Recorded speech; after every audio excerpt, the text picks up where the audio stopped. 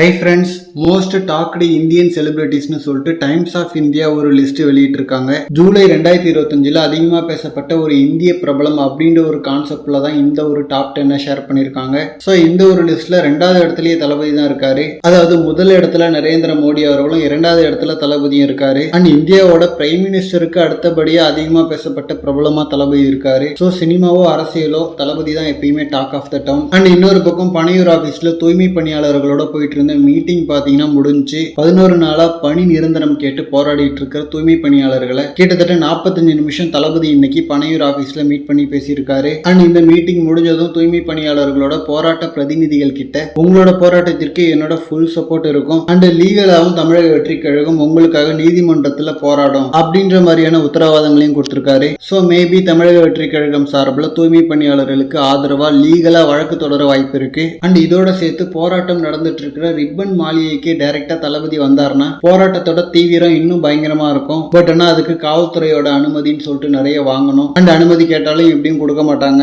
And அனுமதி கேட்காம வரலாமேன்னு சொல்லிட்டு நிறைய பேர் சொல்லிட்டு இருக்காங்க. பட் அந்த மாதிரி வரும்போது கூட்ட நெரிசல் ஏற்பட்டு ஏதாவது அசம்பாவிதங்கள் நடந்தா அது தளபதி மேலதான் ஒரு பிளாக் மார்க்கா விழும். சீமான் அவர்கள் தூய்மை பணியாளர்களோட களத்திற்கு வந்திருக்காரு, பட் தளபதி வரல அப்படின்ற மாதிரி கம்பேர் பண்ணிலாம் நிறைய பேர் விமர்சனம் பண்றாங்க. பட் சீமான் அவர்களோ இல்ல மற்ற அரசியல்வாதிகளோ அந்த இடத்துக்கு வரும்போது பெருசா கூட்ட நெரிசல் ஏற்படாது. பட் தளபதி வந்தாருன்னா என்ன ஆகுன்றது எல்லாருக்குமே தெரியும். சோ களத்திற்கு வர்றதுல இந்த மாதிரி நிறைய சிக்கல்கள் இருக்கு. சோ களத்திற்கு வர்றதை விட இந்த பிரச்சனையை சால்வ் பண்றதுதான் முக்கியம். அதுக்கான நடவடிக்கைகளை இமீடியட்டா தளபதி எடுத்திருக்காருன்றது சந்தோஷம். ஓகே ஃப்ரெண்ட்ஸ், இந்த மாதிரி தளபதி பார்த்தீங்கன்னா ஹாட்டான அப்டேட்ஸ்க்கு நம்ம விஜய் ஃபோர்ட் சேனலை சப்ஸ்கிரைப் பண்ணுங்க. தேங்க்யூ.